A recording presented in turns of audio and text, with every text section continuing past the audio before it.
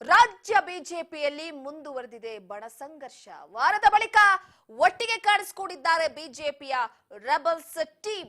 ಒಂದೇ ಕಾರ್ನಲ್ಲಿ ಸುವರ್ಣಸೌಧಕ್ಕೆ rebels team entry ಕೊಟ್ಟಿದೆ. ರಾಜ್ಯ ಬಿಜೆಪಿಯಲ್ಲಿ ಬಣ ಸಂಘರ್ಷ ಮುಂದುವರೆದಿರುವಂತದ್ದು. ರೆಬಲ್ಸ್ ಟೀಮ್ ಒಂದೇ ಕಾರ್ನಲ್ಲಿ ಎಂಟ್ರಿ ಕೊಟ್ಟಿದೆ.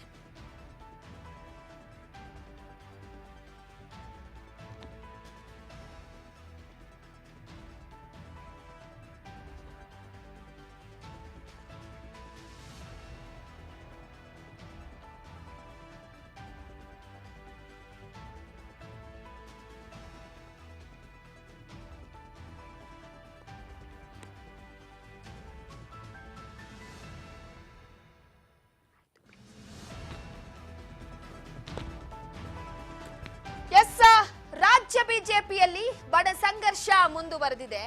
ವಾರದ ಬಳಿಕ ಒಟ್ಟಿಗೆಯ ಬಿಜೆಪಿ ರೆಬಲ್ಸ್ ಟೀಮ್ ಕಾಣಿಸಿಕೊಂಡಿದೆ. ಅದು ಕೂಡ ಒಂದೇ ಕಾರ್ನಲ್ಲಿ ಸುವರ್ಣಸೌಧಕ್ಕೆ ಎಂಟ್ರಿ ಕೊಟ್ಟಿದೆ.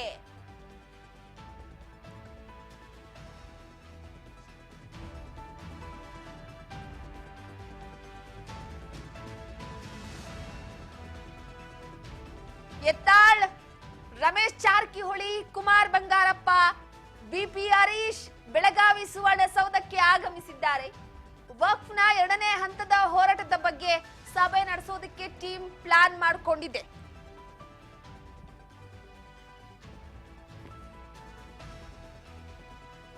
ಪ್ರಮುಖವಾಗಿ ವಕ್ಫ್ ವಿಚಾರಕ್ಕೆ ಸಂಬಂಧಪಟ್ಟಂತೆ ಯತ್ನಾಳ್ ಅವರ ಬಣ ಹೋರಾಟದ ಹಾದಿಯ ವಿಚಾರವಾಗಿ ನಮಗೆ ತಿಳಿದೇ ಇದೆ.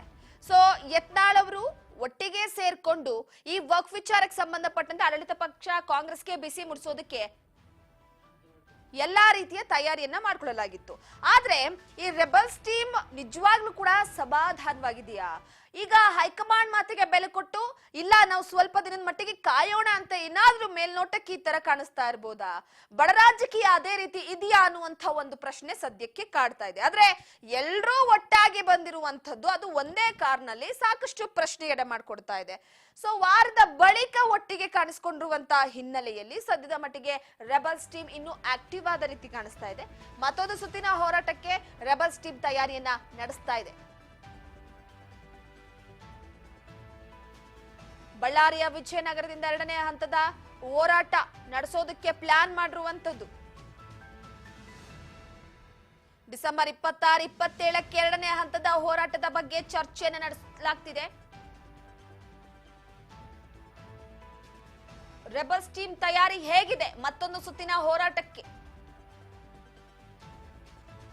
ಬಳ್ಳಾರಿಯ ವಿಜಯನಗರದಿಂದ ಆರಂಭವಾಗುತ್ತೆ ಎರಡನೇ ಹಂತದ ಹೋರಾಟ. ಆಡಳಿತ ಪಕ್ಷಕ್ಕೆ ಬಿಸಿ ಮುಟ್ಟಿಸಲೇಬೇಕಾಗಿದೆ. ಈಗ ವಕ್ಫ್ ವಿಚಾರಕ್ಕೆ ಸಂಬಂಧಪಟ್ಟಂತೆ ಆಡಳಿತ ಪಕ್ಷವನ್ನ ಕಟ್ ಹಾಕಲೇಬೇಕಾಗಿದೆ. ಡಿಸೆಂಬರ್ 26 ಹಾಗೆ 27ನೇ ತಾರೀಖಿನಂದು ಸಮಸ್ಯೆಗಳ ಅಭಿಪ್ರಾಯದ ವಿಚಾರವಾಗಿ ಅದರ ಸಂಗ್ರಹಕ್ಕೆ ರಾಜ್ಯಾದ್ಯಂತ ಹೋರಾಟ ನಡೆಸುವ ಪ್ಲಾನ್ ಅನ್ನ ಬಿಜೆಪಿ ನಾಯಕರು ಮಾಡಿಕೊಂಡಿದ್ದಾರೆ. ಈ ಹಿನ್ನೆಲೆಯಲ್ಲಿ ಮತ್ತೊಂದು ಸುತ್ತಿನ ಹೋರಾಟಕ್ಕೆ ಬಿಜೆಪಿ ತಯಾರಿಯನ್ನು ನಡೆಸ್ತಾ ಇರುವಂತದ್ದು.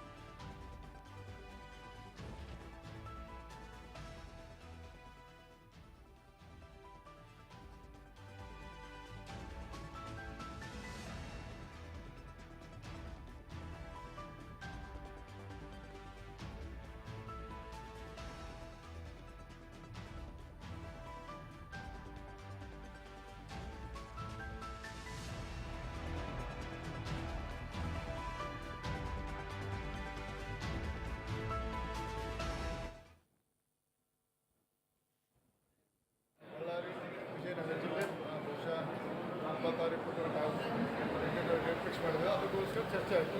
ಹೈಕಮಾಂಡ್ ಯಾಕೆ ಹೇಳಿದ್ರಲ್ಲ ಸ್ಟಾರ್ಟ್ ಮಾಡಿ ಅಂತ ಯಾರಿದ್ದಾರೆ ಈಗ ವಿಜೇಂದ್ರ ಅವ್ರ ಕಡೆಯವರು ಕೂಡ ಮೀಟಿಂಗ್ ಮಾಡಿದ್ದಾರೆ ಸರ್. ಯತ್ನಾಳ್ ಬಗ್ಗೆ ಚರ್ಚೆ ಮಾಡಿ ಎರಡನೇ ಹಂತದ ದೃಷ್ಟಿಗೆ ಬಳ್ಳಾರಿ ಬಹುಶಃ ಈ ಕೊನೆಯ ಮಂತ್ ಎಂಡಿಗೆ ಎರಡನೇ ಹಂತ ಬಳ್ಳಾರಿ ವಿಜಯನಗರ ಜಿಲ್ಲೆ ಬಹುಶಃ 26 ಡೇಟ್ ಫಿಕ್ಸ್ ಮಾಡಿದ್ರು. ಅದಕ್ಕೋಸ್ಕರ ಚರ್ಚೆ ಆಯಿತು. ಹೈಕಮಾಂಡ್ ಯಾಕೆ ಹೇಳಿದ್ರಲ್ಲ ಸ್ಟಾರ್ಟ್ ಮಾಡಿ ಅಂತ ಯಾರಿದ್ದಾರೆ ಈಗ ವಿಜೇಂದ್ರ ಅವ್ರ ಕಡೆಯವರು ಕೂಡ ಮೀಟಿಂಗ್ ಮಾಡಿದ್ದಾರೆ ಸರ್. ಯತ್ನಾಳ್ ಬಗ್ಗೆ ಚರ್ಚೆ ಮಾಡಿ ಎರಡನೇ ಹಂತದ ದೃಷ್ಟಿಗೆ ಬಳ್ಳಾರಿ ಎಸ್, ಈ ಬಗ್ಗೆ ಮತ್ತಷ್ಟು ಅಪ್ಡೇಟ್ ಕೊಡ್ತಾರೆ ನಮ್ಮ ಪ್ರತಿನಿಧಿ ಬಸವರಾಜ್ ಹೂಗಾರ್ ಸಂಪರ್ಕದಲ್ಲಿದ್ದಾರೆ. ಬಸವರಾಜ್, ಪ್ರಮುಖವಾಗಿ ಮೇಲ್ನೋಟಕ್ಕೆ ಈಗಾಗಲೇ ಯತ್ನಾಳ್ ಬಣ ಸಮಾಧಾನಕರವಾಗಿದ್ರೂ ಕೂಡ ಬೆಂಕಿ ಇಲ್ಲದೆ ಹೊಗೆ ಆಡುತ್ತಲ್ಲ, ಹಾಗೆ ಅವರ ಅಸಮಾಧಾನ ಇನ್ನೂ ಹಾಗೆ ಇದೆ. ಆದ್ರೆ ಹೋರಾಟದ ವಿಚಾರವಾಗಿ ಮತ್ತೊಂದು ಸುತ್ತಿನ ಮಾತುಕತೆಯನ್ನ ನಡೆಸಲಾಗ್ತಿದೆ ಅಂತ ಕೇಳ್ಪಟ್ವಿ. ಏನೇನ್ ಮಾತುಕತೆ ನಡೆಸಲಾಯ್ತು, ಯಾವ ರೀತಿ ಇದೆ ಅವರ ಪ್ಲಾನ್, ಇದ್ರ ಬಗ್ಗೆ ಮಾಹಿತಿ ಕೊಡೋದಾದ್ರೆ? ರೂಪಾ, ಒಂದ್ ಕಡೆ ಬಿಜೆಪಿಯ ಪಕ್ಷದಲ್ಲಿ ಯತ್ನಾಳ್ ಟೀಮ್ ಒಂದು ರೆಬಲ್ ಆಗಿತ್ತು. ಇದು ದೊಡ್ಡ ಮಟ್ಟದಲ್ಲಿ ಚರ್ಚೆಗೆ ಕೂಡ ಗ್ರಾಸವಾಗಿತ್ತು. ಈ ಬಗ್ಗೆ ಬಿಜೆಪಿಯ ರಾಜ್ಯಾಧ್ಯಕ್ಷರಾಗಿರ್ತಕ್ಕಂಥ ವಿಜೇಂದ್ರ ಅವರು ಕೂಡ ಹೈಕಮಾಂಡ್ ನಾಯಕರಿಗೆ ದೂರು ಕೊಟ್ಟಿದ್ರು. ಯತ್ನಾಳ್ ಅವರಿಗೆ ಶೋಕಾಸ್ ನೋಟಿಸ್ ಅನ್ನು ಕೂಡ ಇಶ್ಯೂ ಮಾಡಿದ್ರು. ಅದಕ್ಕೆ ಸ್ಪಷ್ಟನೆ ಕೂಡ ಕೊಟ್ಟು ಬಂದಿದ್ದಾರೆ. ಇದಾದ ಬಳಿಕ ಒಂದ್ ಕಡೆ ಯತ್ನಾಳ್ ಅವರು ಸೈಲೆಂಟ್ ಆದ್ರು ಅನ್ನುವಂತ ಅವ್ರ ಟೀಮ್ ಕೂಡ ಸೈಲೆಂಟ್ ಆಯ್ತು ಅನ್ನುವಂತ ಮಾತುಗಳು ಕೂಡ ಚರ್ಚೆ ಆಗ್ತಾ ಇತ್ತು. ಆದ್ರೆ ಇವತ್ತು ಏನು ಬೆಳಗಾವಿಯಲ್ಲಿ ಚಳಿಗಾಲದ ಅಧಿವೇಶನ ನಡೀತಾ ಇದೆ. ಇವತ್ತು ಸುವರ್ಣಸೌಧಕ್ಕೆ ಏನು ರೆಬಲ್ ಟೀಮ್ ಏನಿದೆ, ರಮೇಶ್ ಜಾರಕಿಹೊಳಿ ಅವರಾಗಿರ್ಬೋದು, ಮತ್ತೆ ಈಗಾಗಲೇ ಒಂದ್ ಕಡೆ ಸಾಕಷ್ಟು ಕುಮಾರ್ ಬಂಗಾರಪ್ಪನವರಾಗಿರ್ಬೋದು, ಮತ್ತೆ ಇನ್ನಿತರ ಹಲವು ಮಾಜಿ ಶಾಸಕರ ಮತ್ತೆ ಶಾಸಕರ ಜೊತೆ ಕೂಡ ಇವತ್ತು ಬೆಳಗಾವಿ ಸುವರ್ಣಸೌಧದಲ್ಲಿ ಒಂದೇ ಕಾರಿನಲ್ಲಿ ಬಂದಿರತಕ್ಕಂಥದ್ದು ದೊಡ್ಡ ಒಂದ್ ಕಡೆ ಬಿಜೆಪಿ ಪಾಳ್ಯದಲ್ಲೂ ಕೂಡ ಸಂಚಲನ ಮೂಡಿಸಿದೆ ಅಂತ ಹೇಳ್ಬೋದು. ಯಾಕಂತಂದ್ರೆ ರೆಬಲ್ ಟೀಮ್ ಎಲ್ಲ ಒಂದ್ ಕಡೆ ಬಿಜೆಪಿಯ ರಾಜ್ಯಾಧ್ಯಕ್ಷರ ವಿರುದ್ಧವಾಗಿ ಕೆಲವಷ್ಟು ಹೇಳಿಕೆಗಳನ್ನ ಕೊಡ್ತಾ ಹೋಗ್ತಾ ಇದ್ರು. ರಮೇಶ್ ಜಾರಕಿಹೊಳಿ ಆಗಿರ್ಬೋದು, ಬಸನಗೌಡ ಪಾಟೀಲ್ ಯತ್ನಾಳ್ ಆಗಿರ್ಬೋದು, ಸಾಕಷ್ಟು ನಾಯಕರು ಅವ್ರದೇ ಆಗಿರ್ತಕ್ಕಂಥ ಒಂದು ಹೋರಾಟದ ದಿಕ್ಕನ್ನ ತೆಗೆದುಕೊಂಡು ಹೋಗ್ತಾ ಇದ್ರು. ವಕ್ಫ್ ವಿಚಾರಕ್ಕೆ ಸಂಬಂಧಪಟ್ಟಂತೆ ಒಂದು ಹಂತದ ಹೋರಾಟವನ್ನು ಕೂಡ ಮಾಡಿದ್ರು. ಸೊ ಹಾಗಾಗಿ ಇದೀಗ ಅಲ್ಲಿಗೆ ಸೈಲೆಂಟ್ ಆದ್ರು ಅನ್ನುವಂತ ಮಾತುಗಳಿತ್ತು. ಆದ್ರೆ ಇವತ್ತು ಬೆಳಗಾವಿಯಲ್ಲಿ ಒಂದು ಸಭೆಯನ್ನು ಕೂಡ ನಡೆಸಿದ್ದಾರೆ ಅನ್ನುವಂಥದ್ದನ್ನ ಸ್ವತಃ ರಮೇಶ್ ಜಾರಕಿಹೊಳಿ ಅವರು ಕೂಡ ತಿಳಿಸಿರ್ತಕ್ಕಂಥದ್ದು.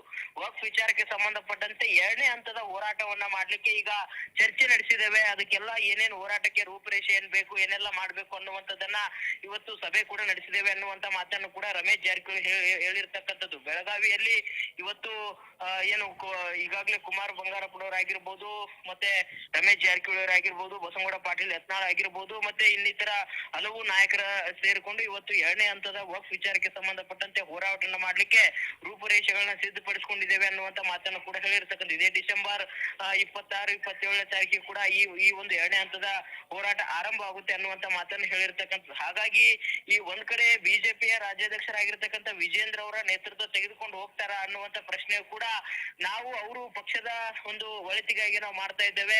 ರೈತರಿಗೆ ಒಂದಿಷ್ಟು ಅವರಿಗೆ ನ್ಯಾಯವನ್ನ ಕೊಡಿಸಲಿಕ್ಕೆ ನಾವು ಈ ಹೋರಾಟನ ಮಾಡ್ತಾ ಇದ್ದೇವೆ. ಯಾರು ಬಂದ್ರು ನಾವು ಸ್ವಾಗತ ಮಾಡ್ತೇವೆ ಅನ್ನುವಂತ ರೀತಿಯಲ್ಲಿ ಹೇಳಿದ್ರು. ಅಂದ್ರೆ ಇದು ರಾಜ್ಯಾಧ್ಯಕ್ಷರ ಗಮನಕ್ಕೆ ಬಾರದೆ ಕೂಡ ಇವರೇ ಒಂದು ಸ್ವತಂತ್ರವಾಗಿ ಮತ್ತೆ 2ನೇ ಹಂತದ ಒಂದು ಹೋರಾಟಕ್ಕೆ ಮುನ್ನುಗ್ತಾ ಇದ್ದಾರೆ ಅನ್ನುವಂಥದ್ದು ಕೂಡ ಸ್ಪಷ್ಟವಾಗಿ ಅವರ ಹೇಳಿಕೆಯಲ್ಲಿ ಕಂಡು ಬಂದಿರತಕ್ಕಂಥದ್ದು. ರೂಪ, ಅದ್ರ ಜೊತೆಗೆ ನೋಡಿ, ಈಗಾಗಲೇ ಸದ್ಯದ ಮಟ್ಟಿಗೆ ಬೆಳಗಾವಿ ಅಧಿವೇಶನ ಒಂದು ಕಡೆ ಫೋಕಸ್ ಆಗ್ಬೇಕಾಗಿರುವುದು ಉತ್ತರ ಕರ್ನಾಟಕ ಭಾಗದ ಜ್ವಲಂತ ಸಮಸ್ಯೆಗಳ ವಿಚಾರಕ್ಕೆ ಸಂಬಂಧಪಟ್ಟಂತೆ. ಆದ್ರೆ ಬಿಜೆಪಿಯಲ್ಲಿರುವಂತ ಉತ್ತರ ಕರ್ನಾಟಕದ ಪ್ರಬಲ ಸಮುದಾಯದ ಮುಖಂಡರುಗಳು ಯಾಕೋ ಅದನ್ನ ಮರೆತು ಬರೀ ಕೇವಲ ವಕ್ಫ್ ವಿಚಾರ, ಅದರ ಜೊತೆಗೆ ಈ ಮುಡಾ ಹಗರಣ, ವಾಲ್ಮೀಕಿ ಹಗರಣ, ಬರೀ ಇದೇ ವಿಚಾರಗಳಾಗ್ತಾ ಇದೆ. ಬಸವರಾಜ್, ಖಂಡಿತ ರೂಪ, ಒಂದ್ ಕಡೆ ಉತ್ತರ ಕರ್ನಾಟಕ ಭಾಗದಲ್ಲಿ ಚಳಿಗಾಲ ಅಧಿವೇಶನ ಏನ್ ನಡೀತಾ ಇದೆ. ಈ ಒಂದು ಚಳಿಗಾಲ ಅಧಿವೇಶನದಲ್ಲಿ ಪ್ರಮುಖವಾಗಿ ಉತ್ತರ ಕರ್ನಾಟಕ ಭಾಗದ ನೀರಾವರಿ ಯೋಜನೆಗಳ ಸಂಬಂಧಪಟ್ಟಂತ ವಿಚಾರ ಆಗಿರ್ಬೋದು, ಮತ್ತೆ ರೈತರ ಒಂದಿಷ್ಟು ಬೆಳೆ ಪರಿಹಾರ ವಿಚಾರ ಆಗಿರ್ಬೋದು, ಉದ್ಯೋಗ ಸೃಷ್ಟಿ ಆಗಿರ್ಬೋದು, ಮತ್ತೆ ಈ ಭಾಗದಲ್ಲಿ ಒಂದು ಶಾಲೆಗಳಲ್ಲಿ ಶಿಕ್ಷಕರ ಕೊರತೆ, ಮತ್ತೆ ಮೂಲಭೂತ ಸೌಕರ್ಯಗಳ ಕೊರತೆ, ಇವೆಲ್ಲವೂ ಕೂಡ ಸರಿಯಾಗಿ ಚರ್ಚೆ ಆಗ್ಬೇಕಾಗಿತ್ತು. ಆದ್ರೆ ಒಂದ್ ಕಡೆ ನೀವ್ ಹೇಳ್ದಂಗೆ ತಮ್ಮ ರಾಜಕೀಯ ಹಿತಾಸಕ್ತಿಯಿಂದ ಒಂದು ಮೂಢ ಹಗರಣ ಆಗಿರ್ಬೋದು, ವಕ್ಫ್ ವಿಚಾರ ಆಗಿರ್ಬೋದು, ಈ ರೀತಿ ತಮ್ಮ ಪಕ್ಷದಲ್ಲಿ ಬಣಗಳ ಬಡಿದಾಟ ಆಗಿರ್ಬೋದು, ಇವುಗಳ ಒಂದು ಚರ್ಚೆಯಲ್ಲಿ ಅವರು ಕಾರ್ಯನಿರತರಾಗಿದ್ದಾರೆ ಅಂತ ಕೂಡ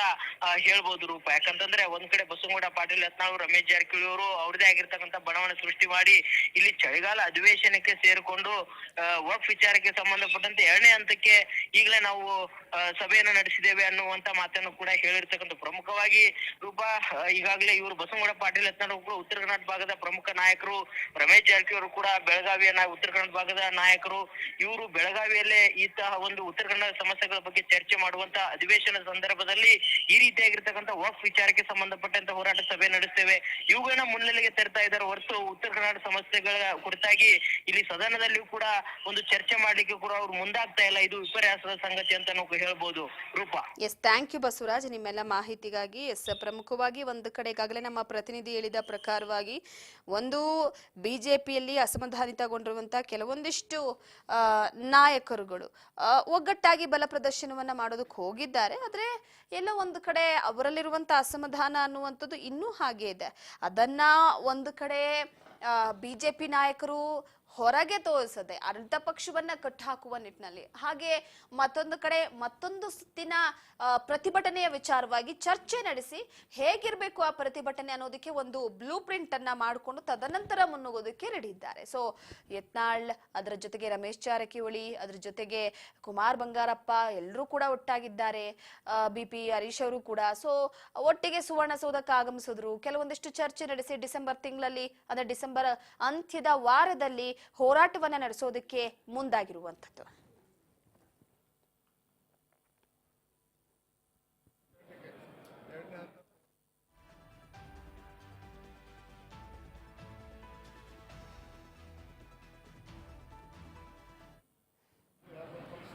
ಚರ್ಚೆ ಮಾಡ್ಕೊಂಡು ಪಕ್ಷದ ರಾಷ್ಟ್ರೀಯ ನಾಯಕರು ರಾಜನಾಯಕರು ಈಗ ಯಾರೂ ಇಲ್ಲ ರಾಷ್ಟ್ರೀಯ ನಾಯಕರು ತಿಳಿಸಿದ್ದೀವಿ ನಾವು. ಯಾಕಂದ್ರೆ ರಾಷ್ಟ್ರೀಯ ನಾಯಕರ ಮೇಲೆ ಪೂರ್ಣ ನಂಬಿಕೆ ಇದೆ.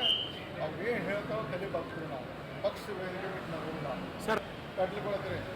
ನಾವು ಮಠ ಮಂದಿರ ರಾಜ್ಯದ ರೈತ ಸಮಸ್ಯೆಗಳಿಗೆ ನಾವು ಹೋರಾಟ ಮಾಡ್ತೀವಿ. ನಾವು ಏನು ವಾರ ಇಲ್ಲ, ನಾವು ಜನಸಾಮಾನ್ಯರ ಮಹಾಧಿವೇಶನ ಮಾಡ್ತಿರ್ತಾರೆ ಕಾಂಗ್ರೆಸ್ನವರು. ಹಾಂ, ಕಾಂಗ್ರೆಸ್ ಎಲ್ಲ ಒಂದೇ ಇರ್ತದೆ.